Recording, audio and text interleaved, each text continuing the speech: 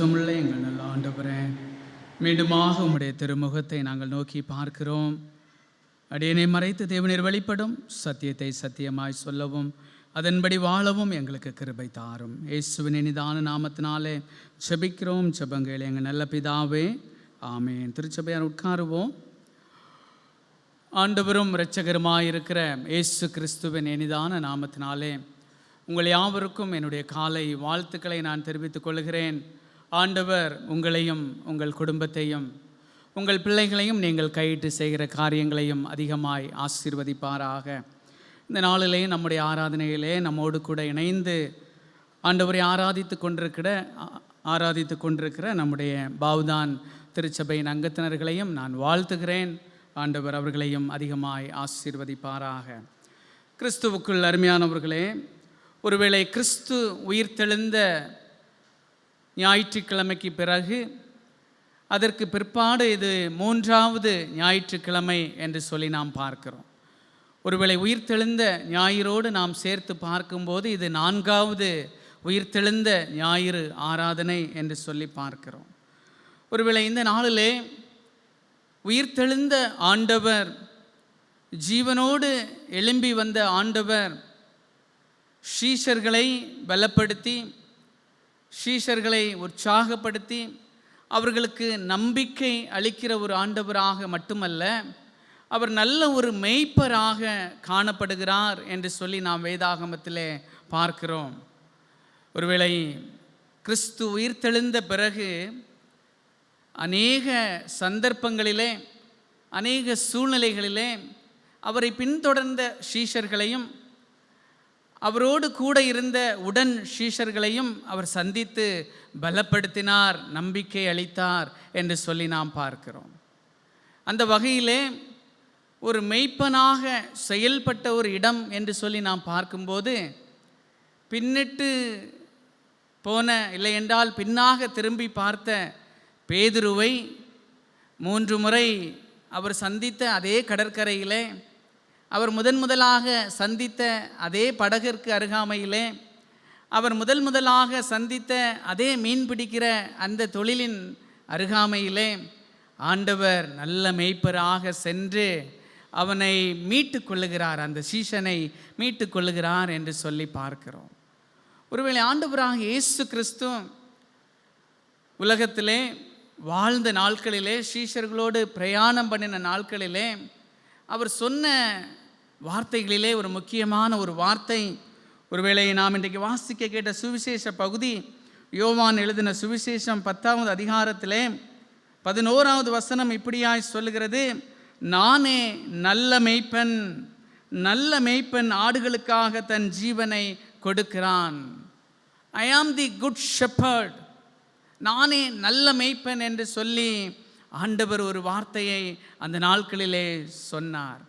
அவர் சொன்னது மட்டுமல்ல, உயிர்த்தெழுந்த பிறகு அதை செய்து காட்டினவராகவும் நிறைவேற்றினவராகவும் அவர் இருந்தார் என்று சொல்லி நாம் பார்க்கிறோம். இந்த காலையிலே உங்களோடு ஒரு குறுகிய நேரத்திலே மெய்ப்பனின் சத்தத்தை அறிதல் என்கிற தலைப்பிலே உங்களோடு பேசலாம் என்று சொல்லி ஆசைப்படுகிறேன். மெய்ப்பனின் சத்தத்தை அறிதல். Knowing shepherd's voice. Knowing shepherd's voice. எனக்கு அருமையானவர்களே, யோவான் 10வது அதிகாரத்திலே 2வது வசனமும் 3வது வசனமும் இப்படியாய் சொல்லுகிறது. ஜான் சாப்டர் 10 verse 2 and 3, வாசல் வழியாய் பிரவேசிக்கிறவனோ ஆடுகளின் மேய்ப்பனாய் இருக்கிறான். வாசலை காக்கிறவன் அவனுக்கு திறக்கிறான். ஆடுகளும் அவன் சத்தத்துக்கு செவி கொடுக்கிறது. அவன் தன்னுடைய ஆடுகளை பெயர் சொல்லி கூப்பிட்டு அவைகளை வெளியே நடத்தி கொண்டு போகிறான். இங்கே வசனம் சொல்லுகிறது, ஆடுகளும் அவன் சத்தத்துக்கு செவி கொடுத்தது என்று அங்கே சொல்லப்பட்டிருக்கிறது. The sheep listen to his voice.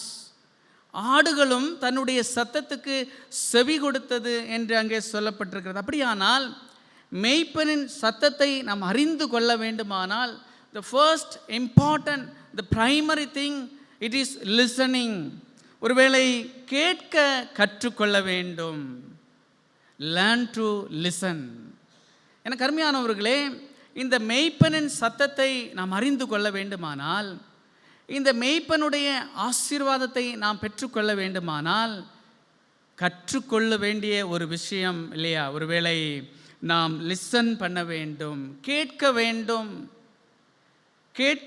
Listen, learn to listen என்று சொல்லி நாம் பார்க்கிறோம். எனக்கு அருமையானவர்களே, லிசனிங் இஸ் மோர் இம்பார்ட்டன்ட்.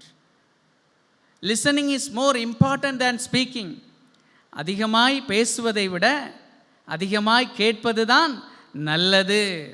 ஏற்ற சமயத்தில் சொல்லப்பட்ட வார்த்தை ஒன்று போதும். அதிகமாய் நாம் பேச வேண்டிய அவசியமில்லை. அதிகமாய் வார்த்தைகளை நாம் பயன்படுத்த வேண்டிய அவசியமில்லை. தேவைப்படுகிற இடங்களிலே நாம் ஞானமான நிதானமான வார்த்தைகளை நாம் சொன்னால் போதும். அதைவிட அதிகமாக நமக்கு தேவை லிசனிங். ஒருவேளை கேட்கிற ஒரு காரியம், ஒரு அனுபவம் நமக்கு தேவைப்படுகிறது. ஆகவே இந்த உயிர்த்தெழுந்த ஆண்டவராகிய இயேசு கிறிஸ்து இந்த மேய்ப்பனுடைய சத்தத்தை நாம் கேட்க வேண்டுமானால், அவர் பேசுவதை நாம் கேட்க வேண்டுமானால், அவர் இடைப்படுவதை நாம் உணர வேண்டுமானால், நாம் லிசன் பண்ண வேண்டியது, நாம் கேட்க வேண்டியது அவசியமாக இருக்கிறது. அதனால தான் யாக்கோபு எழுதின பொதுவான நிருபத்திலே 1வது அதிகாரம் 19வது வசனம், ஜேம்ஸ் சாப்டர் 1:19 சொல்லப்பட்டிருக்கிறது. ஆகையால் என் பிரியமான சகோதரரே, யாவரும் கேட்கிறதற்கு தீவிரமாகவும், பேசுகிறதற்கு பொறுமையாகவும், கோபிக்கிறதற்கு தாமதமாகவும் இருக்க கடவீர்கள். ஜேம்ஸ் சொல்லுகிறார் இல்லையா, யாவரும் கேட்கிறதற்கு தீவிரமாயிருங்கள். எனக்கு அருமையானவர்களே, ஒருவேளை இந்த நல்ல மேய்ப்பன் தன்னுடைய ஆடுகளை மேய்க்கும்போது எந்தெந்த ஆடுகள் அந்த மேய்ப்பனுடைய சத்தத்தை பொறுமையாய் கேட்கிறதோ அந்த ஆடுகளுக்கு ஆண்டவர் அவருடைய உன்னதமான வழிநடத்துதலை, அந்த உன்னதமான ஆசீர்வாதத்தை அங்கே தருகிறார் என்று சொல்லி நாம் பார்க்கிறோம். வேதாகமத்திலே அநேக பகுதிகளிலே நாம் பார்க்கிறோம், கேட்கிறதற்கு காதுள்ளவன் கேட்க கடவன். கிட்டத்தட்ட 15 இடங்களில் வேதாகமத்தில், மோர் தேன் 15 places இல்லையா, கேட்கிறதற்கு காதுள்ளவன் கேட்க கடவன். he who has ears to hear let him hear. கேட்கிறதற்கு காதுள்ளவன் கேட்க கடவன். அப்படியானால் எனக்கு அருமையானவர்களே, இந்த ஆண்டவருடைய இந்த மேய்ப்பனுடைய சத்தத்தை நம்முடைய அன்றாட நம்முடைய வாழ்விலே அறிந்து கொள்ள வேண்டுமானால் we should listen to him. அவரிடத்திலே நாம் கேட்க வேண்டியது அவசியமாக இருக்கிறது. ஒருவேளை சாமுவேல் சிறு பையனாக ஆலயத்திலே கொண்டு விடப்பட்டான். அங்கே ஆண்டவர் சாமுவேலே சாமுவேலே என்று அங்கே அழைக்கிறார். ஆனால் அந்த சிறு பையன் சாமுவேலாலே அன்றைக்கு ஆண்டவருடைய சத்தத்தை உணர முடியவில்லை. யார் என்னை அழைப்பது, இந்த நடுராத்திலே யார் என்னை கூப்பிடுவது என்று சொல்லி ஒருவேளை சிறு பையன் சாமுவேலாலே அன்றைக்கு உணர்ந்து கொள்ள முடியவில்லை. ஆனால் ஏலி தாத்தா சொல்லுகிறார், உன்னை மறுபடியும் கூப்பிட்டால் கர்த்தாவே சொல்லும், அடியேன் கேட்கிறேன். I am ready to listen to you Lord, I am ready to listen to you. எனக்கு அருமையானவர்களே, ஆண்டவர் கேட்பதற்கு காத்திருக்கிற ஒரு சிறு பையனோடு பேசுவதற்கு அவர் ஆயத்தமாக இருந்தால் நம்மோடு கூட அவர் பேசுவதற்கு எவ்வளவு ஆசையாக இருப்பார், எவ்வளவு ஆவலாக இருப்பார். எனக்கு அருமையானவர்களே, நானும் நீங்களும் இந்த நாட்களிலே ஆண்டவருடைய சமூகத்திலே அவர் பேசுவதை கேட்பதற்கு நாம் காத்திருக்க வேண்டும். We need to read the Bible. We need to meditate the word of God. We need to wait upon the Lord. We need to sit upon the Lord.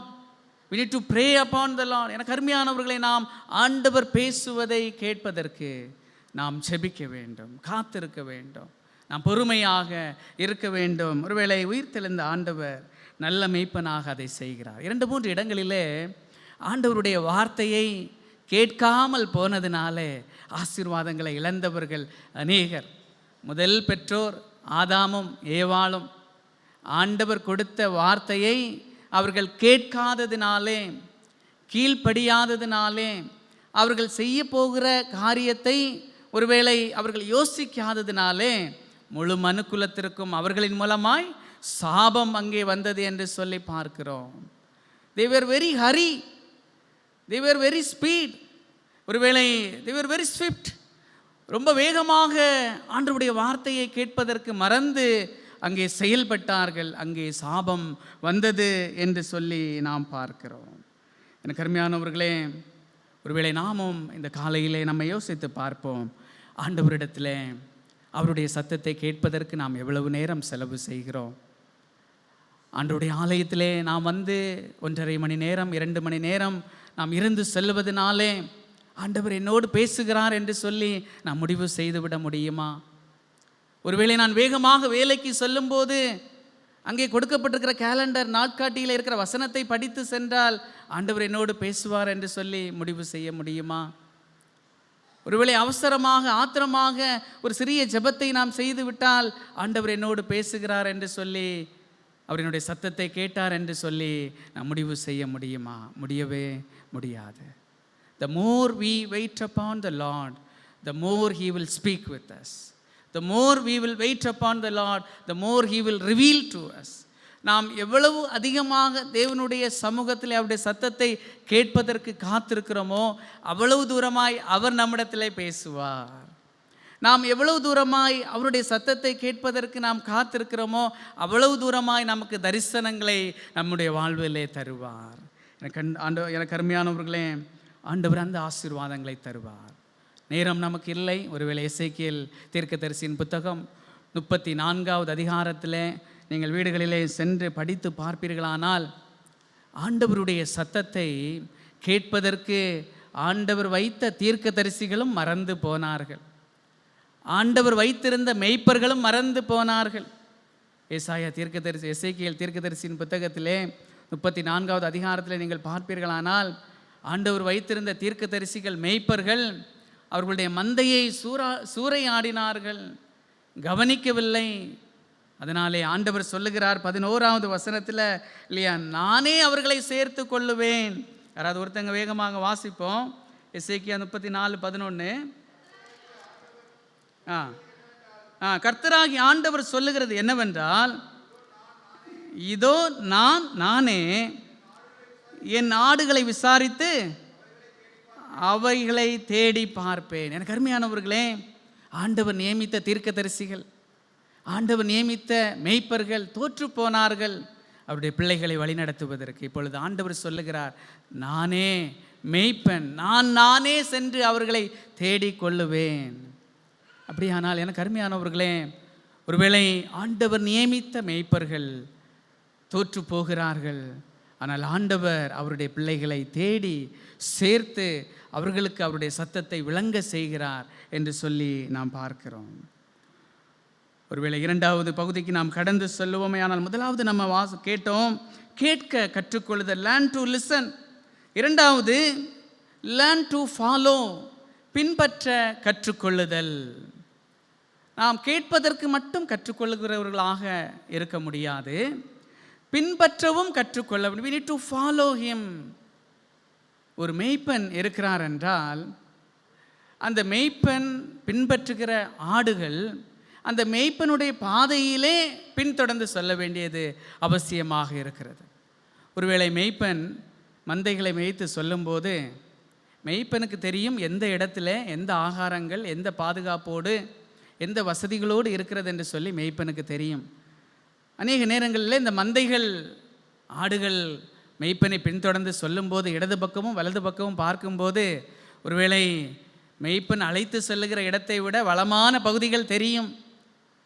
ஆனால் ஒருவேளை இந்த ஆடுகள், இந்த மந்தைகள் இந்த மெய்ப்பனுடைய பாதையை விட்டு தங்களுக்கு இஷ்டமான பகுதியிலே போய் மேய செல்வார்களே, ஆனால் அங்கே அவர்களுக்கு ஆபத்துகள் காத்திருக்கிறது, அங்கே அவர்களுக்கான ஆசீர்வாதங்கள் இல்லாமல் போகிறது என்று சொல்லி நாம் பார்க்கிறோம். அதே போல தான் ஒருவேளை ஆண்டவர் இங்கே சொல்லுகிறார் இல்லையா, ஒருவேளை வசனம் 4வது வசனம் யோவான் 10:4 யாராவது வாசிங்க.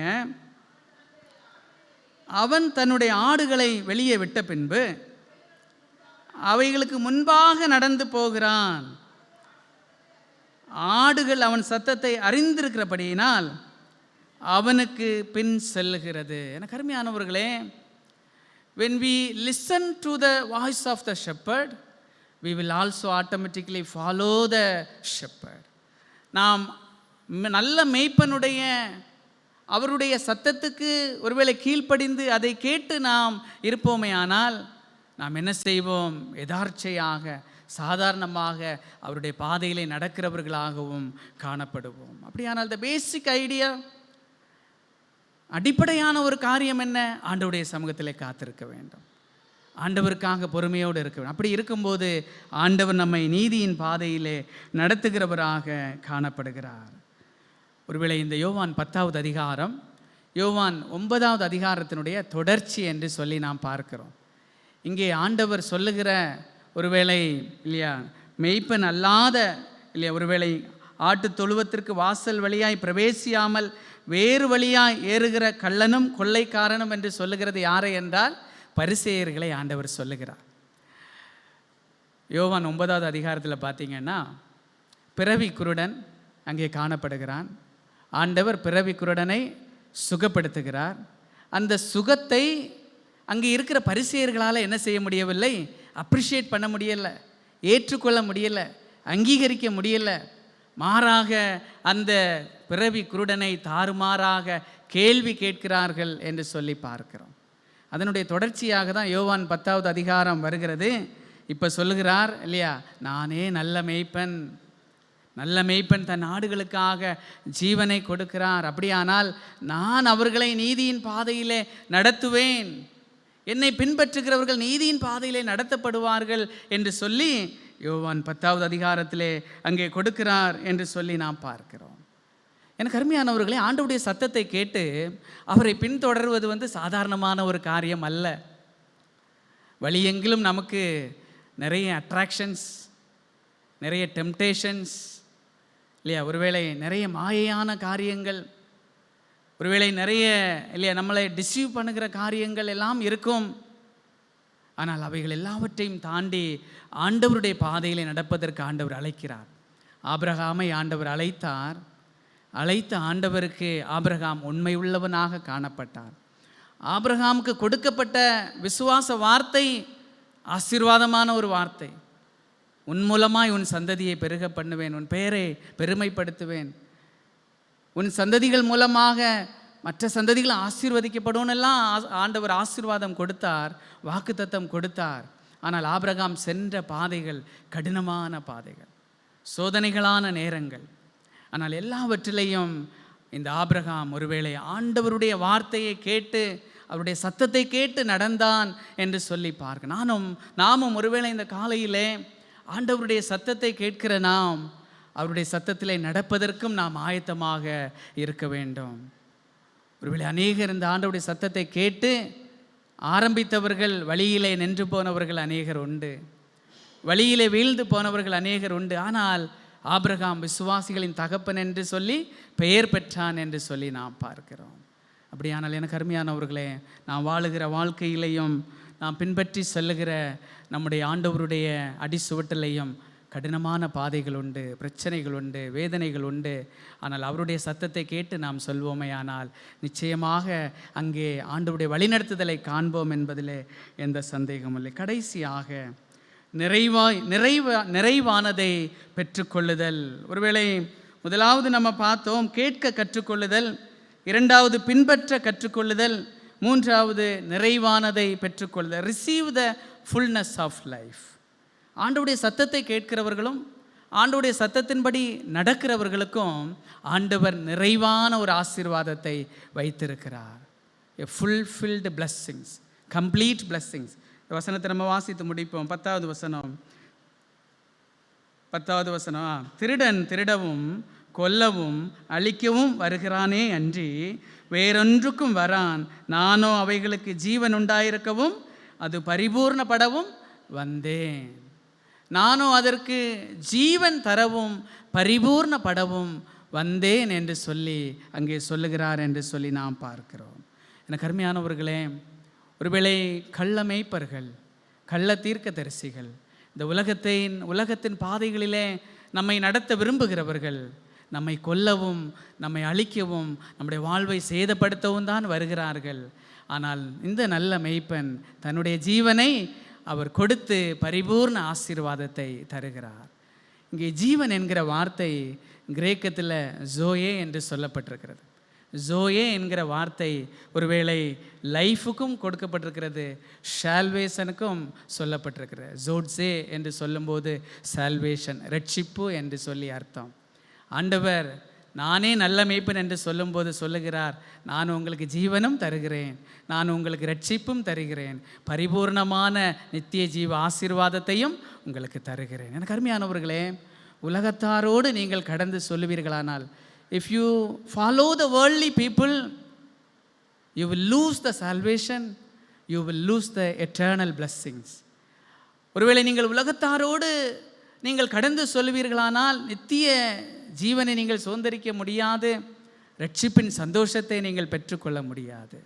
ஆனால் இந்த நல்ல மேய்ப்பனுடைய சத்தத்தை கேட்டு அவருடைய பாதையிலே நாம் நடப்போமே ஆனால் ஆண்டவர் நமக்கு வைத்திருக்கிற abundance blessing இந்த உலகத்திலே நம்மை ஆசீர்வாதமாய் நடத்துகிறார்.